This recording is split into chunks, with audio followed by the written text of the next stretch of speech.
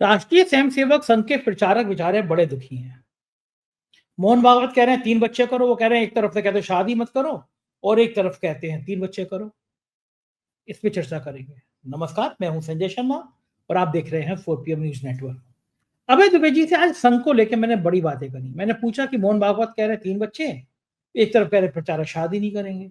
क्या कारण है कि राष्ट्रीय स्वयंसेवक संघ ने लंबे समय तक, सालों तक तिरंगा झंडा नहीं फहराने दिया? कि नहीं हमारे यहाँ भगवा झंडा लगेगा, मतलब भारत के संविधान में उनकी आस्था नहीं थी। मैंने तो पूछा कि ये कारण क्या है, ढीला सा नेकर, लाठी, ये सब संघ के पीछे खेल क्या था? और ब्राह्मणों में ऐसे क्या लाल रखे हैं कि एक रज्जू भैया को छोड़ के जो भी इस संघ का प्रमुख बनेगा वो ब्राह्मण बनेगा। और फिर मैंने उनसे आज अभय दुबे जी से पूछा कि बारात में नाराज फूफा यानी शिंदे साहब करेंगे तो क्या करेंगे? बीजेपी के संग ये लड़ाइयां बढ़ती चली जाएंगी, इसका मकसद क्या होगा? और एक बड़े सेंसिटिव मुद्दे पे मैंने बात करी। लखनऊ में एक सांसद है संजय सेठ, भारतीय जनता पार्टी के, पहले मुलायम सिंह के बड़े करीबी थे, सपा में थे। जब वक्त पलटा, जांचें शुरू हुई तो पलट के बीजेपी में आ गए, 2 टर्म एमपी बन गए। लखनऊ में बेशुमार जमीनों पे उनके कब्जे के आरोप हैं। उनके पार्टनर है खालिद मसूद, वो मायावती को सेट करते थे उस सरकार में, ये मुलायम सिंह को सेट करते थे। दोनों ने बहुत बड़ा जमीनों का कारोबार खड़ा किया। कई जमीनों के विवादित जमीनों पे कब्जे के मामले आए, लेकिन साहब इतने पैसे वाले हैं, वो फाइल दबती चली गई। उन्होंने एक अपार्टमेंट बनाया, मैंने उसकी खबर भी दिखाई थी, मैं फिर कुछ दिन बाद दिखाऊंगा उसका डेवलपमेंट। 8 मंजिल या 9 मंजिल तक की सीकर के 3 फ्लोर ऊपर और इनलीगल बना दिए। कोई जांच करने की हिम्मत नहीं हो रही, क्योंकि साहब अपना अमित शाह के साथ फोटो डाल देते हैं कि देखो संजय सेठ अमित शाह के साथ। तो किस अफसर की हिम्मत है कि उनकी अवैध बिल्डिंग तोड़ दे? लेकिन उसी जगह पे, उसी लखनऊ में अफसर पहुंचते हैं, एक किसान के घर पे क्रॉस का निशान लगाते हैं, उसकी फसल उजाड़ देती हैं, कहते हैं तो अतिक्रमण में आ रहा है, घर तोड़ दिया जाएगा, फसल उजाड़ दी जाती है। और किसान की दर्द के मारे हार्ट अटैक से मौत हो जाती है। किसान मूवमेंट कर रहे हैं, प्रदर्शन किया लखनऊ में। प्रदर्शन उन्होंने दिल्ली और नोएडा में भी किया, लाखों हजारों किसान सड़कों पे आ गए। मगर देश में किसानों की सुनता कौन? संजय सेठ जैसे लोगों की सुनी जाती है, जो सरकारी जमीनों पे कब्जा करते हैं, इनलीगल बिल्डिंग बनाते हैं, लेकिन उनका घर बुलडोजर कोई देखता नहीं है। ये सारी बातें मैंने अभय दुबे जी से की है। बहुत रोचक बातचीत है, आपसे रिक्वेस्ट है पूरा सुनिएगा। उससे पहले चैनल को सब्सक्राइब और ज्वाइन करना ना भूलें। शुक्रिया। चलते हैं अभय दुबे जी की बात। 4 पीएम न्यूज नेटवर्क में स्वागत है अभय दुबे जी। पिछले 24 घंटे से संघ के प्रचारक बड़े परेशान हैं। कह रहे भैया मोहन भागवत जी की हुक्म शर्मा थे, उन्होंने कहा है कि 2-3 बच्चे होने चाहिए, लेकिन संघ के प्रचारक तो शादी वादी करते नहीं है। विश्व हिंदू परिषद के नेता शादी वादी नहीं करते हैं। तो ये 3 बच्चे होने चाहिए। एक तरफ तो सरकार कह रही है जनसंख्या वृद्धि हो रही है, मांग उठती है कि जनसंख्या पर रोक लगाने के लिए एक नियम आना चाहिए, एक कानून आना चाहिए, क्योंकि जनसंख्या से तुरंत वो मुसलमानों से जोड़ लेते हैं कि मुसलमानों के बच्चे ज्यादा होते हैं। लेकिन जब वो कानून आए, उससे पहले पता चल गया कि साहब मुसलमानों के बच्चे ज्यादा होने का कारण ये है कि बेरोजगारी बहुत है। उनको लगता है कि जितने ज्यादा बच्चे होंगे उतने हाथों में काम मिल जाएगा। लेकिन जब सर्वे हुआ, पता चला कि दलितों में भी बच्चे बहुत ज्यादा हो रहे हैं, क्योंकि दलितों की हालत भी इस देश में बहुत खराब है आर्थिक रूप से। तो उनको भी लगता है कि ज्यादा बच्चों को ज्यादा काम मिलेगा। तो सरकार डर गई कि दलित वैसे ही नाराज हैं और इस तरह कानून आ जाएगा। तो एक तरफ तो आप ला रहे हो जनसंख्या पे नियंत्रण के लिए कानून, और दूसरी तरफ आपके आका, मतलब आका ही है मोहन भागवत जी, सब कुछ है, वो कह रहे हैं कि 3 बच्चे पैदा करो। बेचारा परेशान है कि कौन सा फार्मूला मान के शादी वादी करें, फिर शादी करके 3 बच्चे करें। मोहन भागवत जी ने सुझाव क्यों दिया होगा आपके साथ से? देखिए, ये पिछले 3 दिन से परेशान नहीं है, ये 19वीं सदी से परेशान है। 19वीं सदी से ही हिंदुत्व की विचारधारा के जितने भी बड़े पैरोकार हुए हैं, बड़े सिद्धांतकार हुए हैं, उनका ये मानना है, मानना क्या, वो इस बात का डर दिखा रहे हैं कि हिंदू एक दिन अल्पसंख्या में चले जाएंगे और उनकी नस्ल मिट जाएगी। इस तरह की किताबें लिखी जा चुकी हैं, हिंदूज ए डाइंग रेस। और ये शुरू से ही लगातार जो कुछ आर्य समाज में हुए इस तरह के लोग, बड़े आदरणीय लोग थे, मैं उनके बारे में कुछ नहीं कह रहा हूं, उन्होंने बहुत हिंदू समाज के लिए, समाज सुधार के लिए बड़े त्याग बलिदान भी किए। लेकिन ये एक विचारधारात्मक रुझान है जो लगातार हिंदू समाज को डर दिखाया, जिसके जरिए हिंदू समाज को डराया जाता है कि आपकी नस्ल मिट जाएगी, आप किसी तरीके से अपनी संख्या को बढ़ाइए। ये एक बहुत पुरानी समस्या है। मैं इसको कहता हूं ये विचारधारात्मक कचरा है, ये एक आइडियोलॉजिकल स्क्रैप है जो इन लोगों ने एक बोरे में भरकर अपने कंधे पर लाद रखा है। इसका समाज की समस्याओं से और देश की समस्याओं से और राष्ट्र निर्माण की प्रक्रिया से, लोगों के विकास से, लोगों के दिमागी विकास से कोई संबंध नहीं है। और ये इतना गहरा जड़ जमा चुका है कि संघ वालों ने एक रिसर्च इंस्टीट्यूट भी खोल रखा है, उसमें कुछ लोगों को लगा रखा है। वो दिन रात यही खोजते रहते हैं कि देश के किस इलाके में मुसलमानों की संख्या बढ़ रही है और उसके मुकाबले हिंदुओं की बढ़ने की दर कम है। और फिर उसकी किताबें छपती हैं, फिर लेख छपते हैं। कोई भी सोशल समाज विज्ञान की दुनिया में इन बातों को कोई गंभीरता से नहीं लेता। सब लोग जानते हैं कि ये इनकी एक विचारधारात्मक झक है, एक आइडियोलॉजिकल झक है, जो लगातार ये करते रहते हैं। अच्छा, हिंदू समाज भी इस पर विश्वास नहीं करता। सबसे बड़ी खास बात यह है कि हिंदू समाज भी इस पर विश्वास नहीं करता। आजकल कोई भी व्यक्ति जो कि शहर में नौकरी कर रहा है और जो ठीक से पढ़ा लिखा है, गरीब दलितों की और गरीब मुसलमानों की बात आप छोड़ दीजिए, बाकी कोई भी ज्यादा बच्चे पैदा नहीं करना चाहता। कोई भी पढ़ी लिखी लड़की जो अभी अभी शादी हुई है, कोई इस लक्ष्य के साथ शादी नहीं करती कि हम 3 बच्चे पैदा करेंगे या 4 बच्चे पैदा करेंगे। एक बच्चा पैदा हो जाए, उसके बाद दूसरा बच्चा पैदा करने के बारे में बहुत दिन सोचते हैं लोग। और अक्सर ऐसा होता है कि बस इस नतीजे पहुंचते हैं कि भाई हमें एक बच्चा ही हमारे लिए काफी है। जमाना पूरी तरीके से बदल चुका है।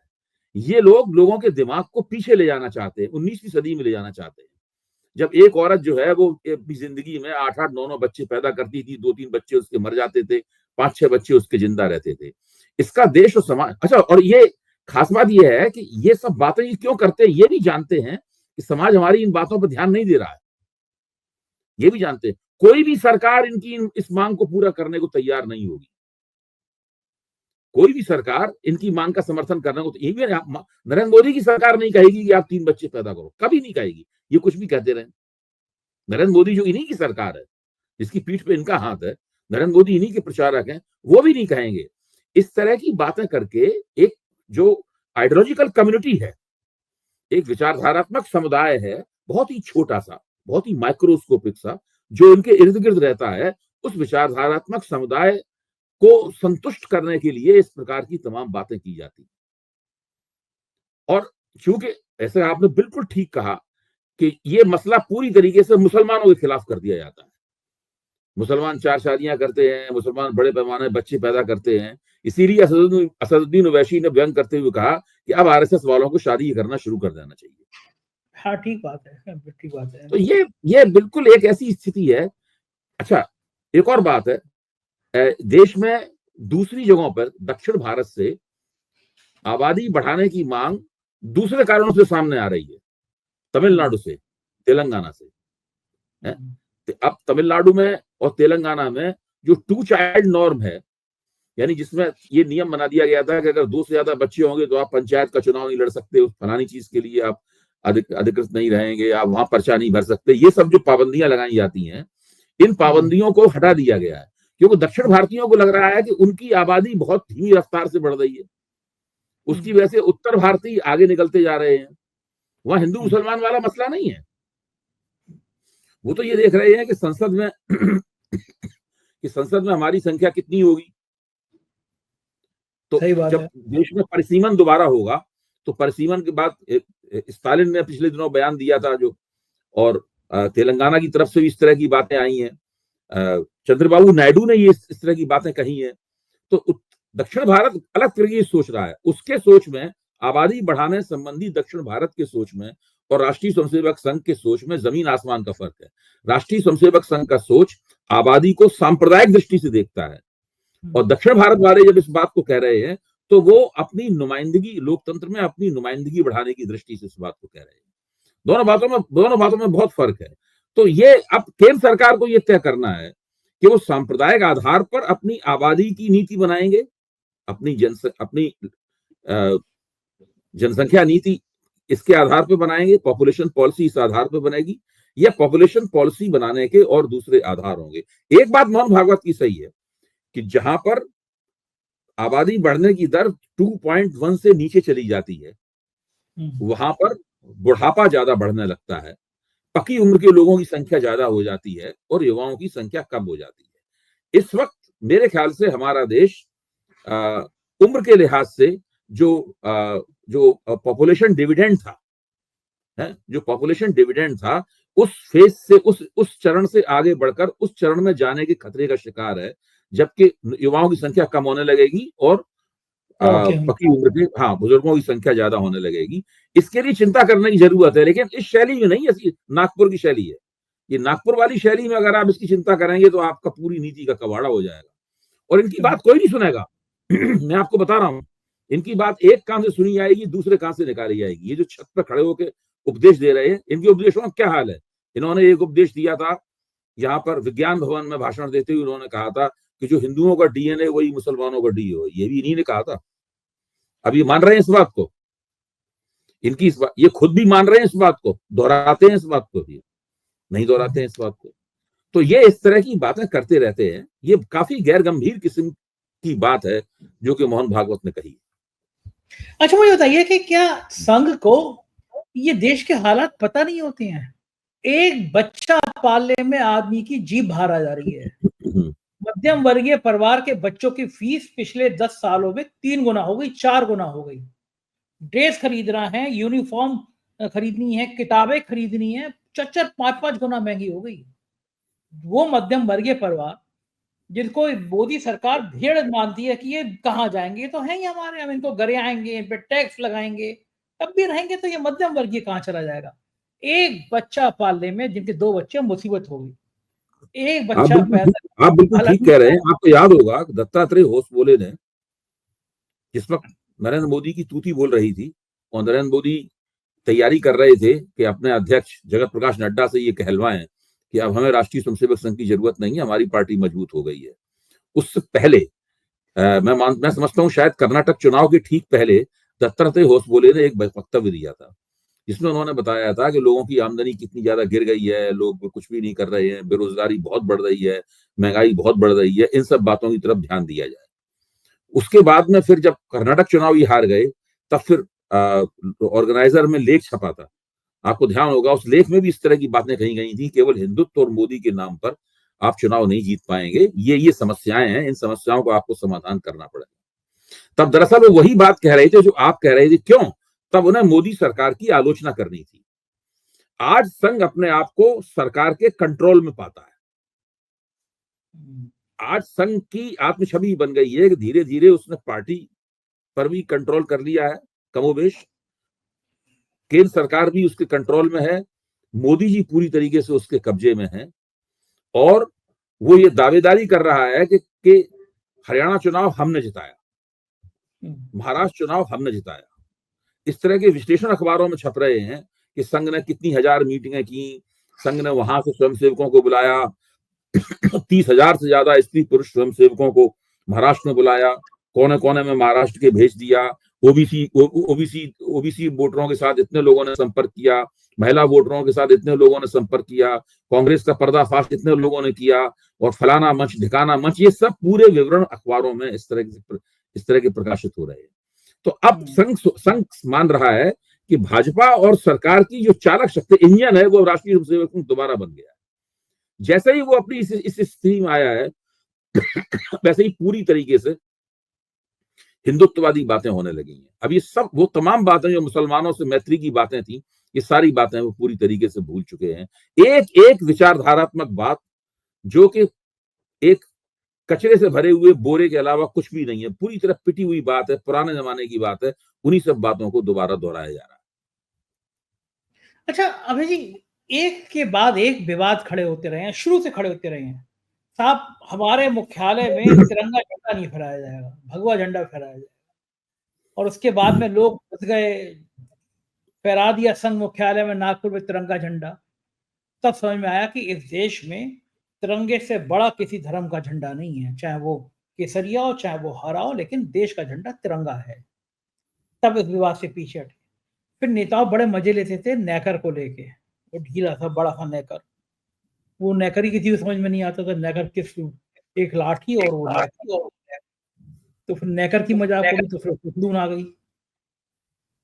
इस तरह के मजाक उड़ाने वाले काम संघ ने किए क्यों होंगे इस समय? आपने बहुत अध्ययन किया है, इन सब का? देखिए, मैं ये मानता हूँ, मैं ये मानता हूँ, मैं ये मानता हूँ, मैं मजाक उड़ाने वाले लोगों को अलग, थोड़ा अलग कर दीजिए। राष्ट्रीय स्वयंसेवक संघ एक गंभीर संगठन है, मैं ये मानता हूँ, और समाज के विभिन्न तबकों में वो लोग चुपचाप, हम उनकी विचारधारा से सहमत हो या असहमत हो, वो चुपचाप लगातार काम करते रहते हैं, और उसमें लंबे लंबे अरसे तक उनको कोई तुरंत लाभ भी नहीं मिलता है, लेकिन फिर भी वो काम करते रहते हैं। और उसके बाद फिर भारतीय जनता पार्टी उनका राजनीतिक संगठन है, और उसके जरिए फिर वो सत्ता में जाने की कोशिश करते हैं। जहां तक राष्ट्रीय झंडे की बात है, मैंने खुद अपने, आपकी बात बिल्कुल सही है, मैंने खुद अपने बचपन में, और जब मैं पढ़ता था, जब मैं ग्रेजुएशन कर रहा था, उससे पहले मैंने बहुत से लोगों को ये कहते हुए सुना है कि हमारी तो आखिरी इच्छा ये है कि जब हम मरें तो हमारे शव के ऊपर तिरंगा नहीं बल्कि भगवा डाला जाए। तो इस तरह की बातें लगातार कही जाती रही है। राष्ट्रीय स्वयंसेवक संघ के दफ्तर में तिरंगा नहीं फहराया जाता है, ये सही बात है। मेरा मानना यह है कि ये लोग तिरंगे पर कब्जा करने का इंतजार कर रहे थे। जैसे ही इनको स्पष्ट बहुमत प्राप्त हुआ, तो इनको इस प्रकार की प्रतीति हुई कि अब तिरंगा कांग्रेस के हाथ से निकलकर इनके हाथ में आ गया है,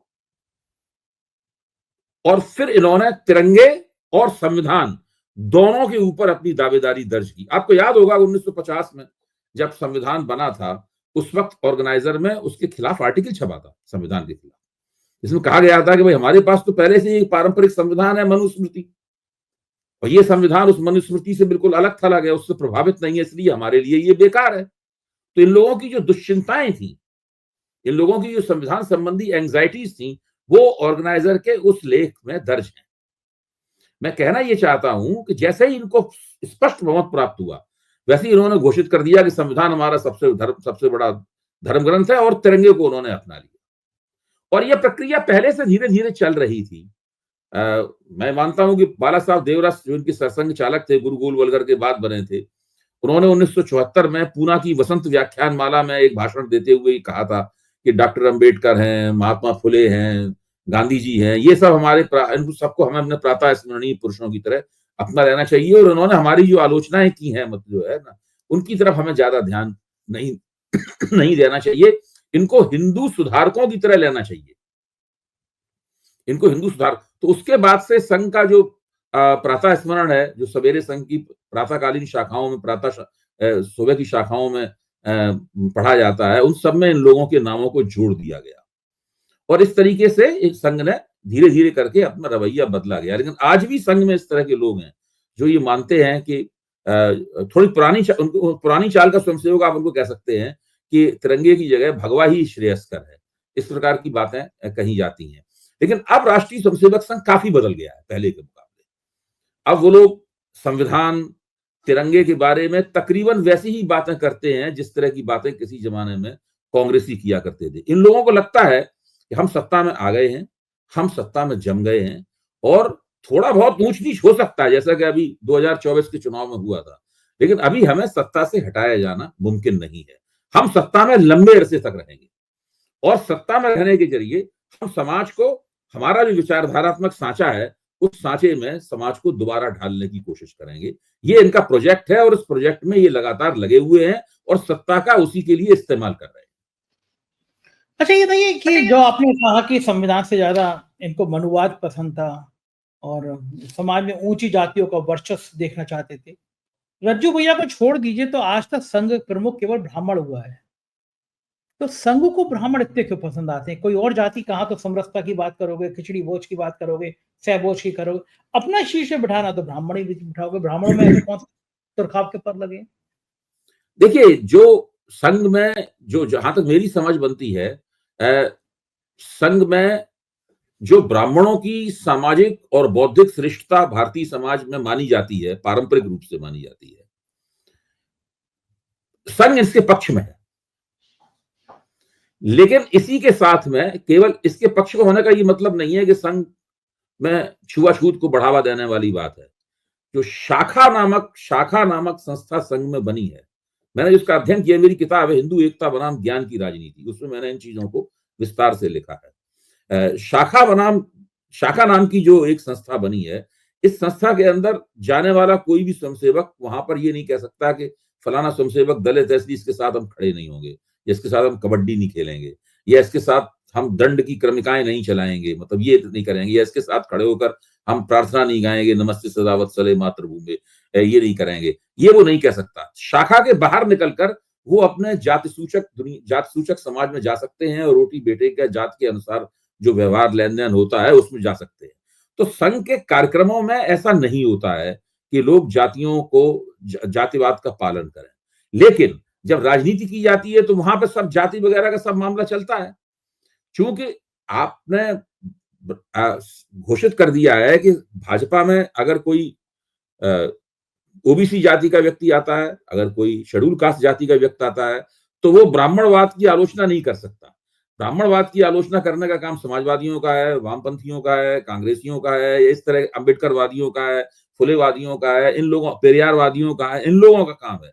हमारे यहाँ वो ब्राह्मणवाद की आलोचना नहीं कर सकता। तो इस आधार पर उन्होंने समता के सिद्धांत के मुकाबले एक समरसता का सिद्धांत बनाया है।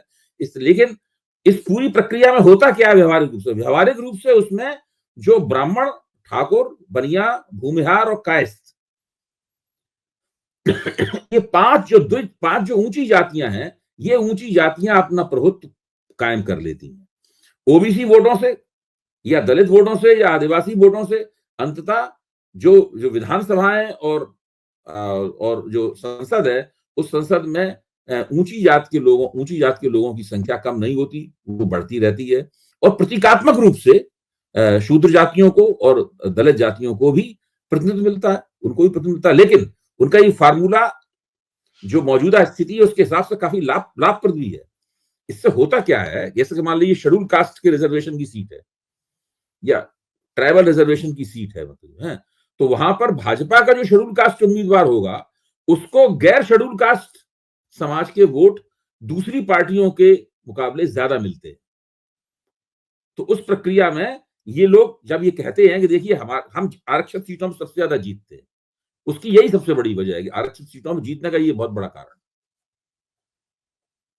बिल्कुल ठीक कह रहा है। हम लोगों ने बहुत सारी चर्चा कर ली संघ की, अब जरा बारात के नाराज फूफा की चर्चा भी कर लें। एक फूफा जी हैं जो मोदी जी की बारात में आने को तैयार ही नहीं है, शिंदे साहब। बार-बार उनकी तेवत जा रही है, बार-बार वो गाँव भागे जा रहे हैं, पकड़ बुलाए जा रहे हैं, फिर भागे जा रहे हैं। 5 तारीख को शपथ ग्रहण होना है, दूल्हा कौन होगा तय नहीं है। कितनी खिचड़ी पक गई है, कितने प्रचंड बहुमत के आने के बाद ऐसी फजीहत। शिंदे चाहते क्या है? गृह मंत्रालय, 9 विभाग, फडणवीस पे कब्जा, और बीजेपी इतना क्यों झेल रही है? अजीत पवार के संग सरकार बना सकती है, शिंदे को इतना क्यों झेल रही है? डर गई है क्या शिंदे से कि कोई फायदे हैं शिंदे? मुझे लगता है कि कहीं ना कहीं भाजपा के रणनीतिकार एक दुविधा में तो फंस गए। मैं मानता हूं अंततः ये लोग देवेंद्र फडणवीस को शपथ दिला देंगे और मंत्रिमंडल नहीं बनेगा शुरू में। आजकल बहुत इस तरह का चलन भी चल गया है कि पहले दिन केवल मुख्यमंत्री को शपथ दिलाई जाती है। जैसे कि पहले दिन अभी वहां झारखंड में अभी शपथ उन्होंने ली, हेमंत सोरेन ने ली, और भी कई जगह ऐसा होता। तो ये चूंकि बहुत देर हो रही है और उससे बदनामी बहुत हो रही है, प्रतिष्ठा बहुत गिर रही है, तो मुझे लगता ये है कि 5 तारीख को ये देवेंद्र फडणवीस को शपथ दिला देंगे, अगर कोई बहुत बड़ा चमत्कारिक कुछ घटित नहीं हो जाता है। अब जैसे कि अजित पवार को बुलाया है यहाँ पे दिल्ली में अमित शाह से मिलने के लिए, पता नहीं दोनों के बीच में क्या बात होगी, हम लोग नहीं कह सकते। अगर भाजपा ने सोच लिया होगा कि भाई एकनाथ शिंदे बहुत तंग कर रहे हैं, इनसे हाथ धो लिया जाए, तो अजित पवार के साथ में सब यहाँ पे सत्ता का बंटवारा तय हो जाएगा और अजित पवार को मिलके आराम से वो लोग सरकार चला सकते हैं और शिंदे साहब को किनारे खड़ा कर दिया जाएगा। तो धीरे धीरे करके शिंदे के जो 7 MP हैं यहाँ पर, उनको भी तोड़ा जाएगा और शिंदे के विधायकों को भी तोड़ा जाएगा। शिंदे साहब क्या तुरंत तो करेंगे? नहीं खाली जी, क्या कह रहे हैं? खाली रह जाएंगे शिंदे साहब, खाली हाँ हो हाँ जाएंगे? हाँ, बिल्कुल ठीक कह रहे हैं, बिल्कुल ठीक कह रहे हैं। हाँ, ये सब होगा अगर उन्होंने ये तय कर लिया। लेकिन अगर ये नहीं तय किया है तो मुझे नहीं पता उन दोनों के बीच में तो और क्या बात होगी। अच्छा अभय जी, अगर ये तय कर लिया है तो उद्धव भी इस बात से खुश होंगे। उद्धव का तो मेन मकसद केवल शिंदे को ठिकाने लगाना है कि शिंदे को नहीं, ठिकाने उद्धव लगा। बहुत खुश होंगे। नहीं, ये अगर भाजपा तय कर लेती है तो भाजपा की समस्या फौरी तौर पर हल हो जाएगी, दूरगामी तौर पर हल नहीं होगी।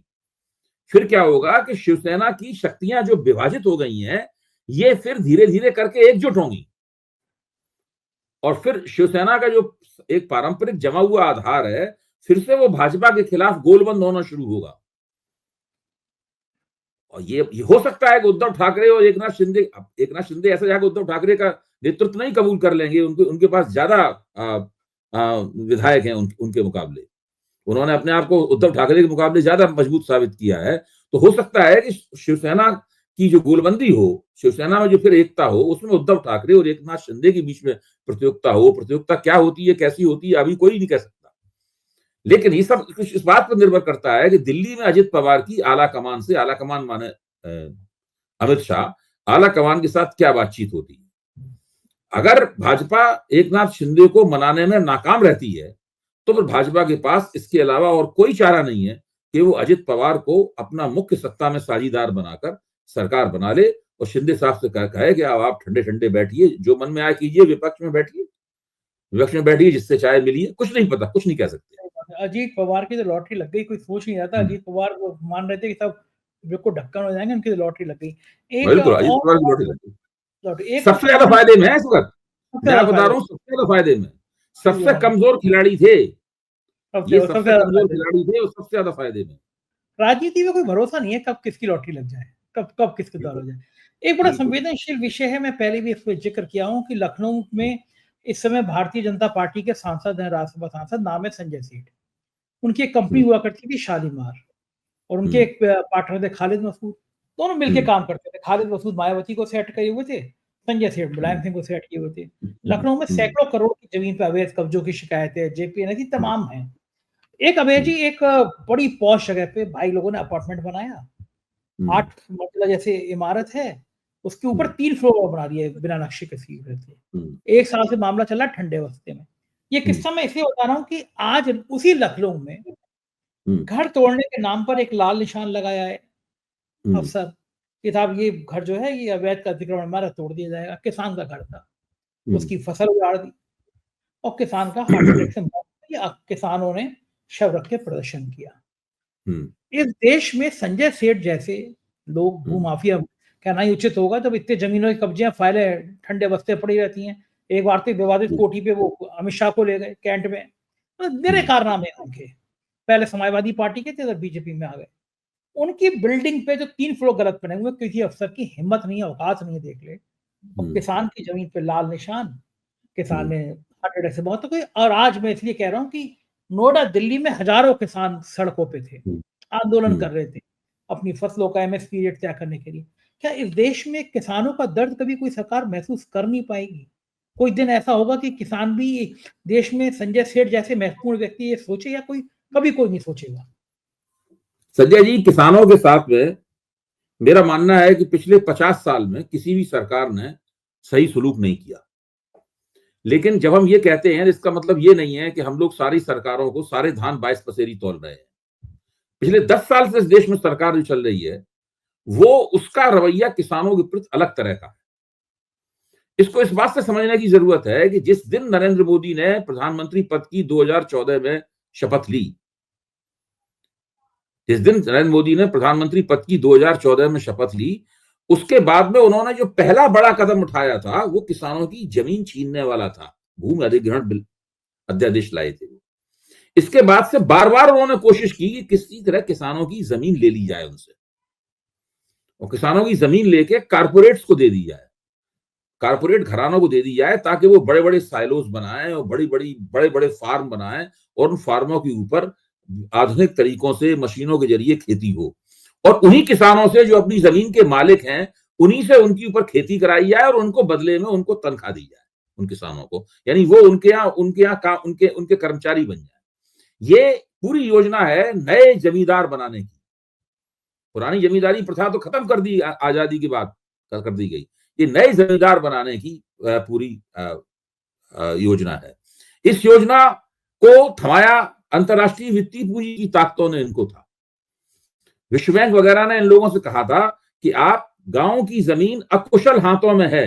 गांव की जमीन जो है अनस्किल्ड, यानी जो हमारे पारंपरिक किसान है उनको अकुशल हाथ कह रहे हैं, अकुशल हाथों में है, उनसे निकालकर कुशल हाथों में, यानी कारपोरेट हाथों में जमीन को देना है। नरेंद्र मोदी की सरकार इस योजना पर काम कर रही है, और मैं कहूंगा कि राहुल गांधी ने इस बात को शुरू से पकड़ा। मैं उस वक्त की बात बता रहा हूं, 2014 में शुरुआत की बात बता रहा हूं, जब राहुल गांधी ने भूमि अधिग्रहण विधेयक के खिलाफ मुहिम चलाई थी। तो सरकार को फिर बाद में अध्यादेश वापस लेना पड़ा था कि उस वक्त सरकार के पास संख्या नहीं थी। फिर सरकार ने 3 कृषि कानून पास किए, उनके खिलाफ एक ऐतिहासिक आंदोलन चला। उस ऐतिहासिक आंदोलन को आज तक एक राष्ट्र विरोधी आंदोलन के तौर पर राष्ट्रीय स्वयंसेवक संघ के बुद्धिजीवी कह रहे हैं। अभी अभी अखबार में लेख छपा है हिंदी अंग्रेजी में, इसमें कहा गया है, फिर कहा गया है, अभी अभी 1-2-3 दिन पहले ही एक लेख छपा है कि वो राष्ट्र विरोधी ताकतों का आंदोलन था, जो 1 साल तक दिल्ली का घेराव हुआ था। अभी तक वो उसको राष्ट्र विरोधी ताकतें ही मानते हैं किसानों को। इससे पहले किसानों के साथ अन्याय होता था, किसानों को उनकी फसल का वाजिब मूल्य देने में कोताही होती थी, लेकिन किसानों को राष्ट्र विरोधी नहीं, कांग्रेस की सरकार किसानों को राष्ट्र विरोधी नहीं मानती थी। दूसरी सरकारें किसानों को राष्ट्र विरोधी नहीं मानती थी। ये पहली सरकार है जो किसानों को राष्ट्र विरोधी मानती है। जो भी ताकत भारत की कारपोरेट पूंजी के खिलाफ खड़ी होगी, जो भी, इसको आप मुहावरे में, लोकप्रिय मुहावरे में कहते हैं, अदानी अंबानी के खिलाफ खड़ी होगी, जो भी ताकत खड़ी होगी, वो ताकत इस सरकार के निगाह में राष्ट्र विरोधी ताकत है। ये एक ऐसा इन लोगों ने प्रपंच रचा है, मैं आपको बताऊं, जिसके ऊपर चाहते हैं उसको राष्ट्र विरोधी कहना शुरू कर देते हैं। जो इनके खिलाफ आंदोलन करता है वो इनके लिहाज से राष्ट्र विरोधी है। अब इनकी सजा इन्हें लोकतंत्र में कब मिलेगी, कैसे मिलेगी, ये देखने की बात। बिल्कुल ठीक बात है, और हालात ऐसे ही हैं। बहुत बहुत शुक्रिया अभय जी, आपने इतना कीमती समय दिया। Thank you sir. तो ये थे अभय दुबे जी। मुझे यकीन है आपको ये सारी बातें पसंद आई होगी। अपनी राय से जरूर अवगत कराइएगा। Thank you.